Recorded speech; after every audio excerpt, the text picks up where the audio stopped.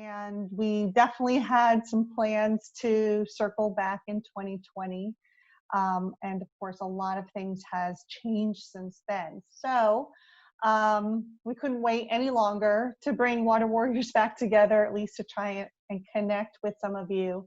And so that's why we're hosting today's call. We just wanted to share some great opportunities, some news that's coming out, and give you an update on what we've been working on. And then, of course, hear from any of you who've been working on plastic pollution issues or other clean water issues from wherever you are at home. So just a little bit background of Chattahoochee Riverkeeper in case you were not with us back in October. We are a watershed organization, and our mission is to protect the Chattahoochee River. Been around 26 years, and for all of that time, we've really been focused on removing trash and litter and tires from the watershed. Last year, we decided to launch a new initiative to try and engage young people in this effort, high school and college age students. And then we also tried to focus some of our attention on plastic pollution. In the last 2 years, or year and a half, we've really tried to expand our volunteer trash removal initiatives. So beyond putting volunteers out in the watershed, whether on foot or in a kayak, and removing the trash, we now have in-stream trash traps that are deployed at all times and collecting trash during rain events. And we've dabbled in doing some water quality sampling of microplastics, and we'll tell you more about that today.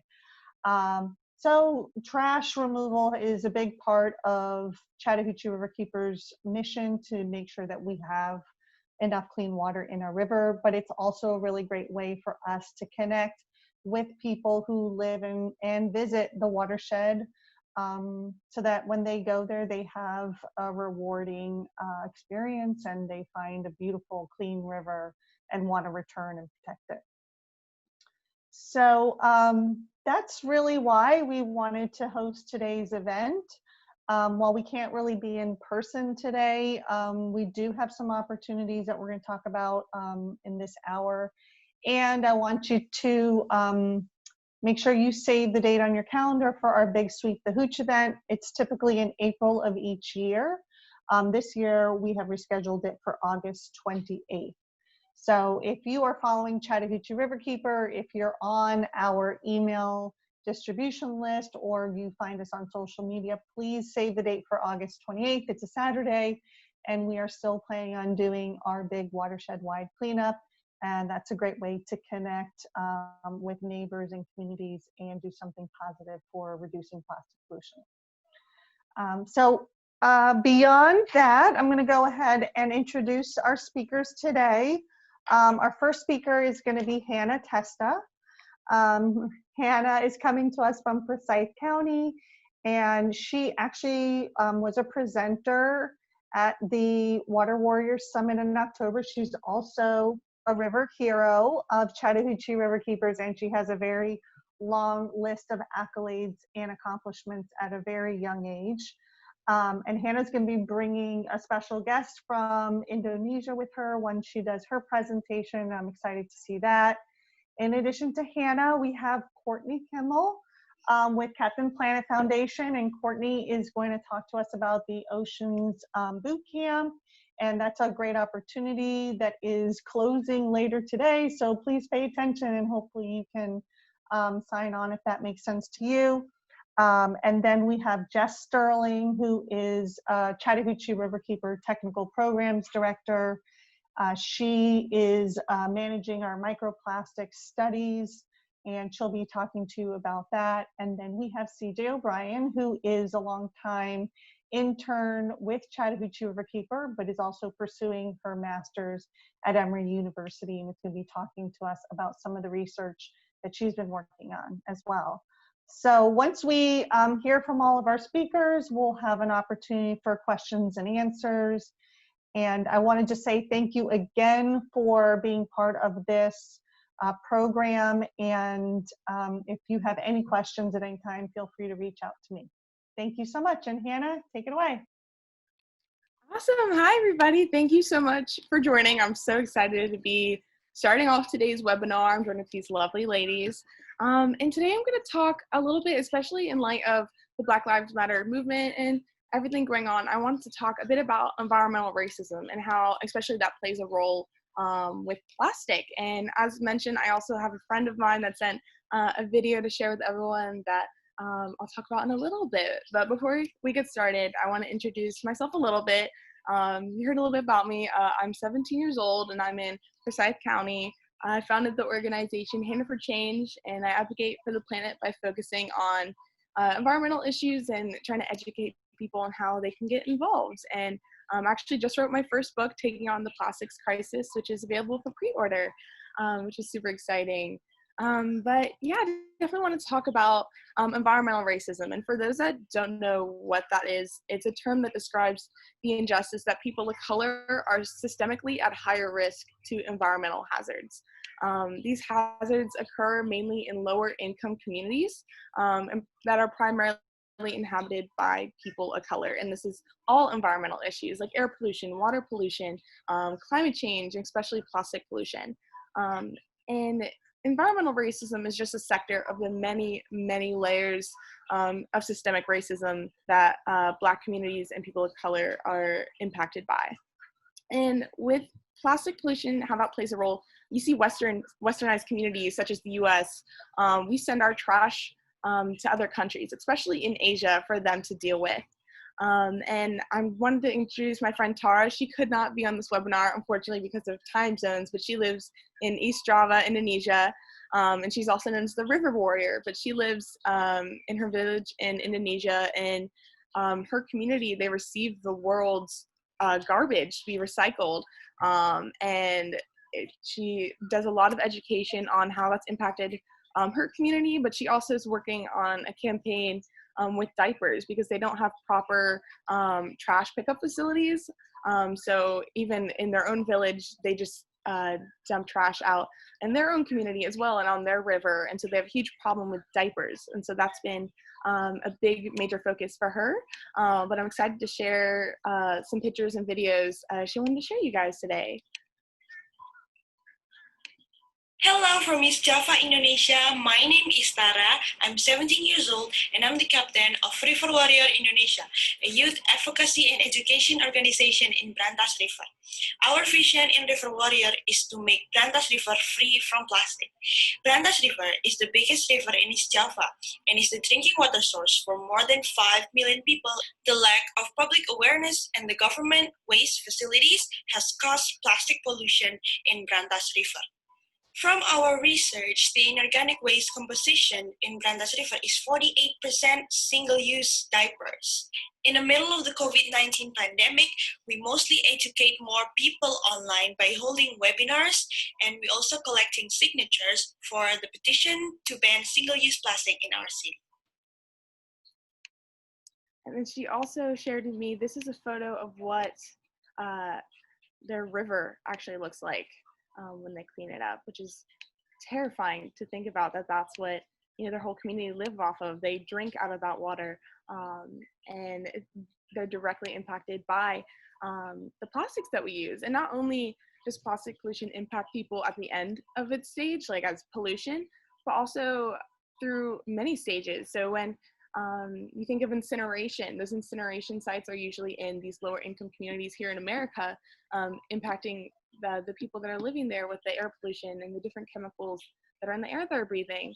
And also with these different, the chemical plants to put the chemicals that are in the plastic, these are also in the lower income communities that you see. But yeah, so we cannot achieve environmental justice without social justice. And I think it's very important to speak up on these issues because we need to acknowledge and address that environmental injustice occurs with people of color, and we can't just sit silent and watch it happen. We have to speak up. So thank you guys for listening to me today, and I'm excited to listen to all our other speakers. Thank you, Hannah. Maybe you can type in the chat the name of the book that you have coming out and how people can pre-order it. That would be great, and your website, so everyone can follow you and see the progress that you're making. Thank you so much. Okay, next we have Courtney Kimmel, who is with Captain Planet Foundation. She's going to tell us about an exciting opportunity. Yeah, so thank you. My name is Courtney. I am the Vice President at Captain Planet Foundation, which is also based in Atlanta. Our mission is engaging and empowering young people just like Hannah to be change makers for the planet. And Hannah has been involved in several of our programs, but the one I wanted to talk to you about and that Hannah is also involved in is called the Ocean Heroes Bootcamp. So we were part of the River Warriors Summit in the fall.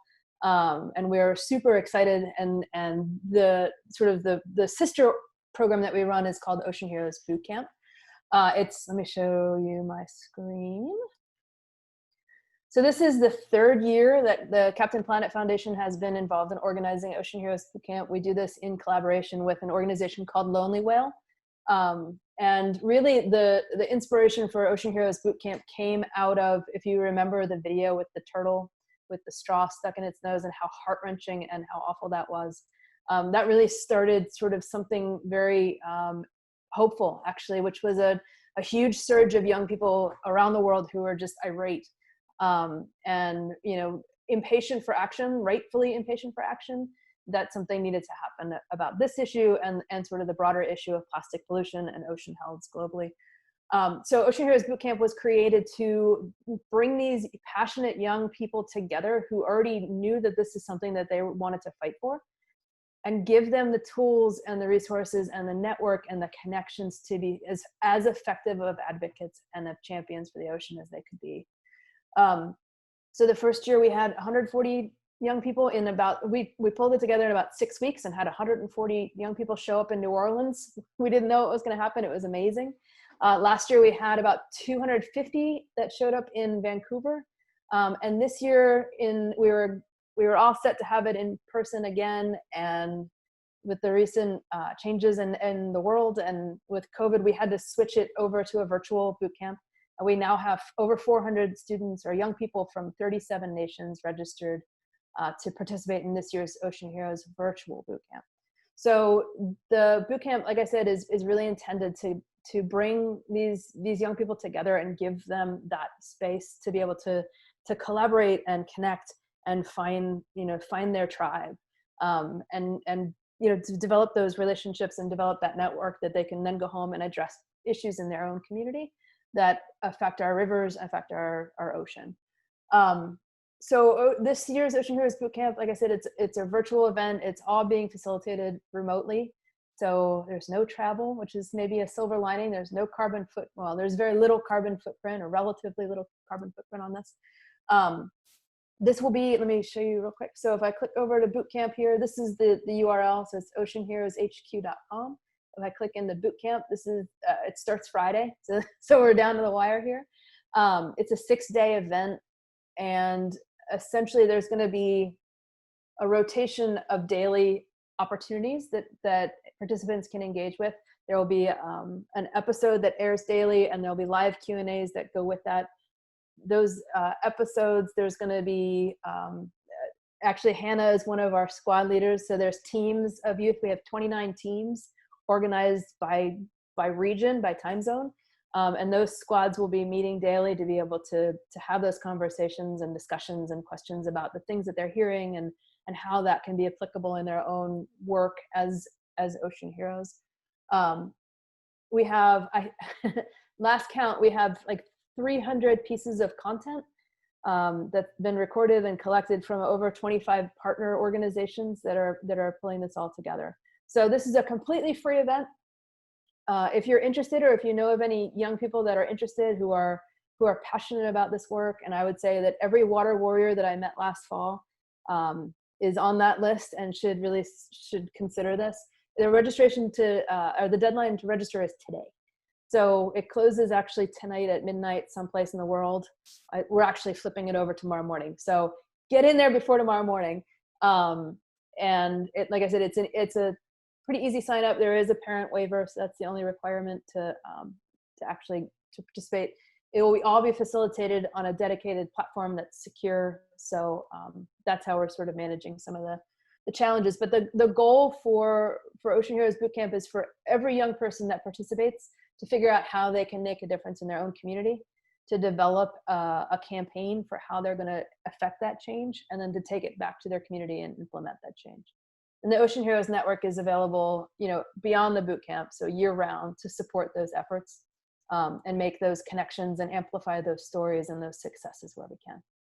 So feel free. I think there's a help email in here too. It goes to me. So if you have any questions, feel free to send the help thing to in this website, and I will answer you. But yeah, oceanheroeshq.com is the website, and I appreciate being here. Thank you so much, Courtney. Yeah. And if any of you listening today we're at the Water Warrior Summit, you'll know that Courtney designs really fun, interactive, and challenging exercises to get you thinking and planning about how to take action. So I'm sure that the boot camp's going to be just as engaging here coming in the next week. So thank you for inviting all the Water Warriors to participate with you. Thank you. Yes, thank you. Awesome. Okay, so up next is one of our own Chattahoochee Riverkeeper Technical Programs Director, Jess Sterling, who also attended and presented at the Water Warrior Summit, and she's going to share some information about what CRK has been working on. Hi, everybody. Thanks for joining us this afternoon. So as Juliet mentioned in the beginning, the plastic pollution crisis is not just a global, it's not something that's happening somewhere else. It's happening here, it's happening in our city, and it's happening in our river. And so Chattahoochee Riverkeeper, as Juliet mentioned, has a really long history of picking up trash out of the river. Last year alone, we had volunteers out picking up, over 1,800 volunteers out picking up 50 tons of trash out of the river and its tributaries. This issue of microplastics, while it's not new, thinking about it in rivers and looking for it in fresh water is kind of new. There's been a lot of documentation and a lot of research of people going, finding microplastics in oceans and getting into marine food webs. The research is relatively new in river systems. So when we were talking about the Water Warrior Summit and talking about the problem of microplastics, well, we were like, is there microplastic in the Chattahoochee River? And we didn't know. We assumed based on the amount of trash that we had that there was microplastic. I'm gonna go ahead and show you guys some pictures. So last fall, CJ and I went out and we actually collected some microplastic. We built CJ built this little homemade microplastic sampler. We took it on the river downstream of Atlanta to try and see what we could find. And we did find a decent bit of microplastic. We got a lot of organic matter. We sorted through it to try and find the plastic, got a microscope to be able to look for the tiny pieces of plastic. And we found quite a bit. So we found pieces like foam, we found beads, that blue thing is like a bead from personal care products, things like that last thing is like some sort of fiber on the far side of your screen, little pieces of plastic film. So microplastics are any kind of piece of plastic that is less than 5 millimeters. And so it kind of comes from in rivers, it kind of comes from two different ways. There's the abrasion process of big pieces of plastic. So things like styrofoam and plastic bottles and plastic cutlery and all those things that get broken down and then they get into the river system. And then we end up with our microplastic. But in rivers in particular, and this is not the case necessarily in ocean marine environments, is one of the sources is wastewater treatment plants. So where we were sampling, there's several wastewater treatment plants that treat the water from the city of Atlanta and other metro Atlanta municipalities. So there is research going on and looking at, wastewater as a source of microplastics. So here you have small pieces of plastic that's coming from personal care products, clothing. It's being broken down, and our wastewater treatment plants don't filter that stuff out necessarily. It doesn't all get out of the wastewater system through the water filtration process. And so then that gets into our aquatic environments. Drinking water filtration doesn't filter that microplastic, always filter microplastic out, and it can get into the marine food web, or the aquatic food webs as well. So we are continuing to research this problem in the watershed. We are actually doing some microplastic sampling in the Chattahoochee River, right downstream of Atlanta, where where a lot of the wastewater in the Chattahoochee River comes in, around those large wastewater treatment plants for Atlanta. And just last week, I was out on the river with two researchers from Georgia State University who got a grant to actually start quantifying microplastics directly in wastewater discharges. So this is a City of Atlanta wastewater outfall. And so they were out collecting the plastic. So they are looking at quantifying the amount of plastic. They're going to be quantifying the amount of plastic. And they're also going to be looking at bacteria and viruses that are on the surfaces of those small pieces of plastic. So this work is ongoing, and we'll be kind of talking about this more and more as we get more data. So thanks for letting me give an update today. Thank you, Jess. And I guess Chattahoochee Riverkeeper was cooperating with Georgia State because we can use our patrol boat and travel the river. Is that what we're seeing here? Yeah, so we were on our patrol boat, but it's also a problem that we are really interested in. We have a very small lab in our office, and we don't have all the resources to be able to do the level of quantification that they're doing. So we are really excited to kind of partner with, a research lab that can actually really get, good quantitative numbers on the amount of plastic. Great. Thank you so much, Jess. Okay, and next we have CJ O'Brien, who I mentioned is an intern for some time now with Chattahoochee Riverkeeper. She's also a master's student at Emory University, and she's going to be sharing with us some research that she's been working on and some information more related to the current pandemic that we're experiencing now. Thank you, CJ. Thank you. Hi, everyone. I'm going to share my screen. So I'm going to be talking about PPE pollution during the COVID-19 pandemic. So we're seeing this as an emerging problem, and the COVID-19 pandemic has definitely increased our usage of PPE. And PPE stands for personal protective equipment. So this includes things like masks and gloves. And it's very important to use masks in public. However, it's just being discarded. It's not being properly discarded. And we're seeing a lot of pictures on social media and a lot of environmental groups showing, like, every time they go to the grocery store, we see masks and we see gloves. And it's just becoming a huge problem, especially because all litter that ends up on the ground eventually, if there's heavy rains, can end up in the sewer drains and then eventually get into the Chattahoochee River. So this picture was taken on the Chattahoochee River, and you can see some plastic bottles, you can see styrofoam, and then in the bottom right, I don't know if you have like the people on the side, but if you move that, there's an arrow showing a hand sanitizer bottle.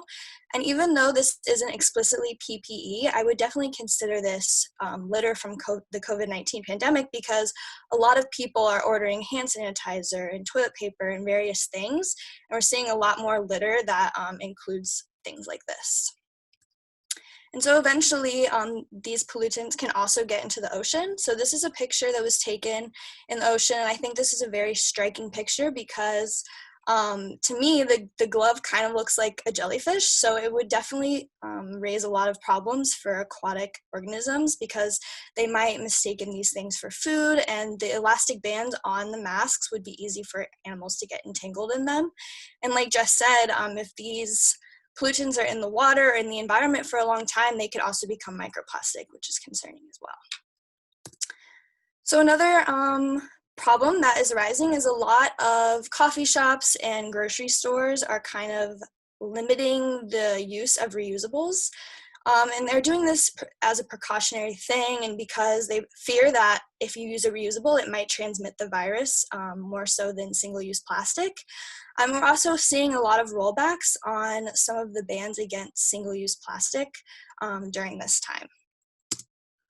There's many other issues that are rising, kind of like a domino effect. The plastic industry is really taking advantage of this opportunity, and there's an increased demand for plastic packaging. I know if you order masks, they come in packaging. If you order hand sanitizer, any of those things, or buy them, they're in a lot of plastic, and a lot of businesses are trying to use more plastic because they think it might be safer.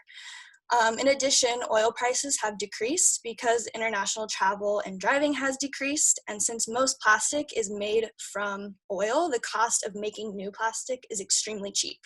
So a lot of businesses are finding that if they buy new plastic, it's more cost effective than buying recycled plastic, which is causing the demand for recycling to be extremely low. And even though that's a lot of bad news, there is some good news that just came out on Monday, which is really exciting. Over 100 scientists, epidemiologists, and doctors from around the world released a statement saying that reusables are okay to use as long as we just properly clean them. So this proves that plastic is not necessarily safer, and I think it's so important that we have evidence on our side. We have scientists that are addressing this issue and really saying that in order to fight this plastic pollution crisis, we have to continue using reusables and continue this fight. And since there's a lot going on, a lot of negative news coming out, I think it's important to realize that this is a good time to continue to watch webinars like we are today, to continue to educate yourself on how to decrease your plastic use at home, or to work on your campaigns from home, or attend boot camps like we've talked about today. So instead of, wishing things to go back to normal, maybe we can use this as a way to look forward and imagine a world with less single-use plastic. So thank you guys so much for listening. I will include the publication in the chat if anyone's interested in reading the whole thing. So thank you. That's great. Thank you, CJ. I love the descriptor of instead of going back to normal, let's go forward. That's the first time I've heard that throughout this entire ordeal, and I love that. It's very easy to get discouraged. Yeah, yes, so it's good yes. to be positive for sure. Yeah. Well, that is a lot of great content. Thank you all to all of our presenters. I think we got a good snapshot of a variety of opportunities and studies that are going on right now on this topic. And there's some really good opportunities like the Oceans Bootcamp. And of course, please remember that we have Sweep the Hooch coming up on August 28th. We actually do have other cleanups that are going on in the month of July, and you can find out about those if you want to get outside and do something positive for the watershed. But before we go further, I guess it's time to open up the lines for questions. So Julia, I might turn this back over to you. Sure, thank you. Yeah, I'm not seeing any questions quite yet on Facebook, but if you do have any questions, feel free to share them here in the chat on Zoom or as a comment on Facebook. I guess I can get us started. I'd be interested in hearing what everybody is doing right now during COVID to, stay responsible for plastic pollution where you live. Like Juliet said, it can be hard to get out to a big cleanup right now because so few are happening.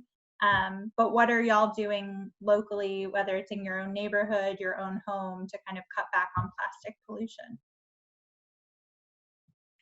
I don't know if anybody wants to start us off. And if anybody listening, anybody who's tuned in, feel free to chime in as well. This isn't just for the presenters. I guess I could talk. So after the Chattahoochee Riverkeepers, big, water warriors in the fall, I joined Georgia for the Planet, which is a youth-led organization here in Georgia that specifically addresses climate and environment issues. And so we've kind of put a lot of our work on the back burner right now because there are bigger issues in our society with COVID-19, and the Black Lives Matter movement should be taking, the front and should be taking all the attention if we can. And so we've shifted a lot of our energy towards that, but we've still been planning kind of in the background, some more things that we'll have going on. We'll have webinars in the future, and we're going to have speakers and panels and a bunch of stuff in the future to continue, because normally we'd be outside the Capitol almost every day this summer protesting for more like clean water legislation and things like that to combat environmental racism and combat plastic pollution here in Georgia. But right now we're just trying to work and plan for the future. That's great. Thanks so much for sharing that, Sarah, and for coming back after the summit. And if we can ever be a resource to you, please, feel free to reach out. I'm sure I speak for any of the speakers here today. If you ever needed any additional support or research, feel free to reach out to us. Okay, that's great. Thank you. We did have one question come in on Facebook, and it comes from the Atlanta Sustainability Student Council. And they asked, are there any calls to action or policies at the state level that we should be looking out for right now? I don't know if Juliet, you want to weigh in on that, or if anybody else knows any specific. Yeah, I can try. I mean, this legislative session is highly unusual because it was progressing through, I think, March 12th and then got shut down. And they just resumed on June 15th with a tight timeline or deadline to complete all the state's business by June 30th. So essentially, all the issues that the legislature was considering before COVID, unless they relate to the budget, potentially relate to the hate crimes bill, which has taken front and center. Really, a lot of other things have been put aside. Early in the session, there was a bill proposed, I think, by Senator Gonzala James regarding plastic, like reducing reliance on plastics. I think it was modeled after some of the initiatives in Fulton County and the city of Atlanta. And they did get a hearing, but I don't think there's been any movement on it since, for the reasons that I gave. And now we have about 3 days or so left of the session. I don't anticipate any of that moving, especially since crossover day has passed. So that's just this year. For many years before this year, there have been different pieces of legislation either banning the use of plastic bags and other like single-use plastics, or prohibiting a ban on those items, essentially restricting home rule and local decision making. So there have been different sides of this same issue, and none of them have passed both chambers and gone for a vote, or a signature of the governor. But they have continuously come up in the legislature.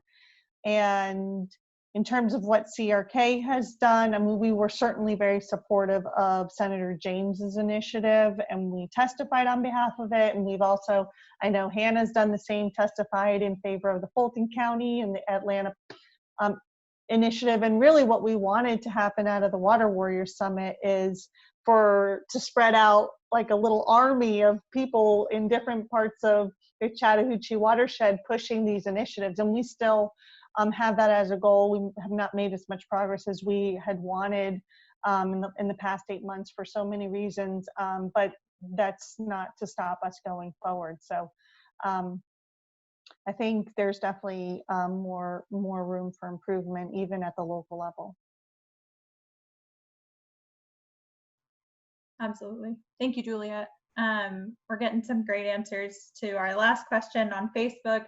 Caroline and Lynn are talking about not buying plastic containers, buying in bulk, cooking fresh foods.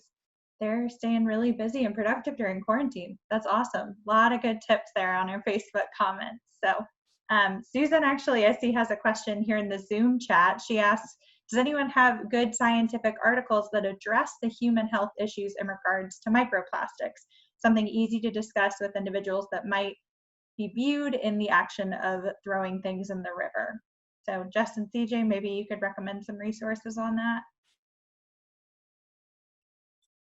Yes, absolutely. There's a bunch of different scientific articles. I would have to I don't know them off the top of my head, but I could for sure share them on the Facebook comments. There's a lot of different aspects people look at it. Some people look at what Jess was saying is they try to kind of see like what type of bacteria or viruses are on the microplastic themselves. Some people look at, like I did this in undergrad, measure kind of like the toxins in fish, because if we're eating these fish, we're also eating these microplastic. So there's many different avenues in which scientists are looking at microplastic and at how it affects human health. So I can definitely give a bunch of resources, but I'll have to do it later because I don't know the names of them off the top of my head. And also, the UGA River Basin Center and the Tennessee Aquarium are having a microplastics, it's like a workshop. It's going to be a bunch of scientists getting together to talk about kind of where the research is on microplastics in rivers and where it needs to go. And so CJ and I are going to be in on that. It's a full day Zoom meeting. You'd have to look on UGA River Basin Center's website to see if the registration's still open. It may be closed. It was supposed to be in person in April, but it got postponed. So I'm really looking forward to